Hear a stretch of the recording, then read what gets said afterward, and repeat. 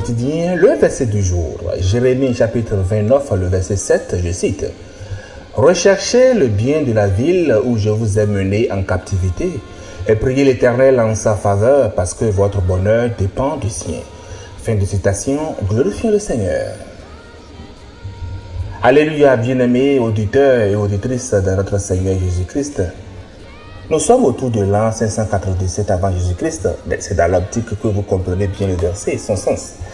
Babylone vient ici d'accomplir l'impensable. On voyait que Nebuchadnezzar a envahi Jérusalem, pillé le temple de l'Éternel et déporté l'élite du peuple d'Israël. Je veux parler du roi Jéconia, la reine mère, les chefs, les artisans, les sacrificateurs. Les captifs sont désormais à Babylone, loin de leur terre, loin de leur temple, loin de tout ce qui constituait leur identité. Et dans cette ambiance, bien aimé, les faux prophètes à Babylone promettaient un retour rapide, imminent. Ils disent au peuple, tenez bon, dans quelques mois, tout sera résolu, tout sera fini. Parce que c'est ce que veut le peuple, c'est ce que le peuple veut entendre. Mais Jérémie, au contraire, lui, à Jérusalem, il a envoyé une lettre au travers de notre chapitre 29 pour dire ce que personne ne veut entendre. La captivité sera encore plus longue, 70 ans. Le verset 10 du chapitre 1 le dit. Bien aimé, imaginez un peu comment ces gens-là vont se sentir, perdus, abandonnés, sans repère. Et pourtant, Dieu ne s'est pas tué. Il n'a pas laissé ses enfants sans boussole. Il leur donne là une mission claire. Il dit dans notre verset du jour, recherchez le bien de la ville où je vous ai mené en captivité. Rechercher. C'est le même verbe qui est utilisé dans Deutéronome 4, verset 29. Tu chercheras l'Éternel de tout ton cœur. Donc, c'est une quête persistante. Dieu dit à ses captifs, cherchez délibérément le bien de cette ville, là où vous habitez, là où vous habiterez.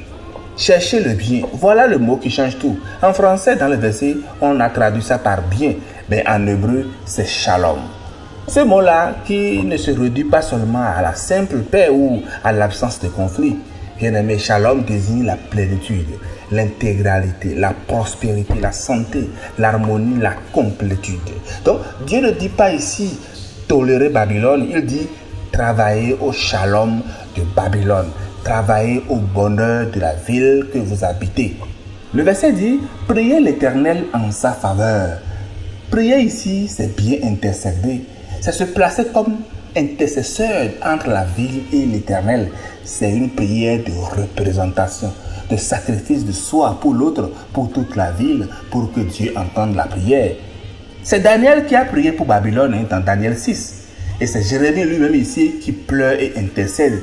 Et notre Seigneur Jésus-Christ, depuis la croix, a intercédé pour ceux qui le crucifiaient. Il dit, Père, pardonne-leur, car ils ne savent pas ce qu'ils font. Le verset continue en disant, priez l'Éternel en sa faveur, votre bonheur dépend du sien. Littéralement, car dans son shalom sera votre shalom. Dans le bonheur de la ville sera aussi votre bonheur.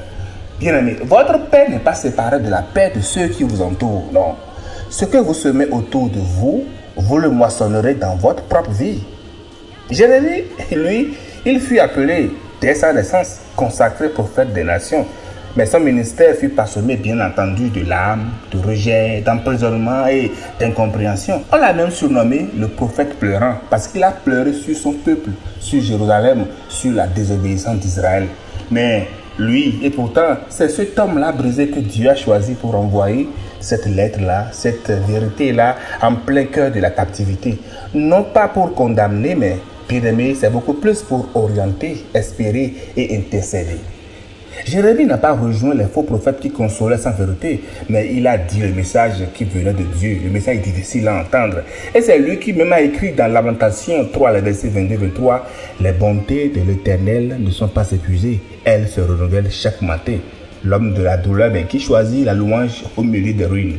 Aujourd'hui, bien-aimés, nous aussi, nous vivons dans une Babylone spirituelle, un monde qui n'est pas notre demeure définitive, mais dans lequel Dieu nous a placés pour une saison. Et Dieu nous dit la même chose qu'à ses captifs d'antan. Ne vous enfermez pas dans votre ghetto spirituel. Cherchez le shalom du lieu où vous êtes intercédés pour les nations qui vous entourent. Vous voyez autour de nous aujourd'hui ce qui se passe, les guerres passées par là, les violences. Le verset nous exhorte à prier activement pour notre ville, nos dirigeants, nos voisins, à contribuer concrètement au bien commun là où Dieu nous a placés et être porteurs de ce shalom-là dans nos familles, dans nos lieux de travail, dans nos quartiers.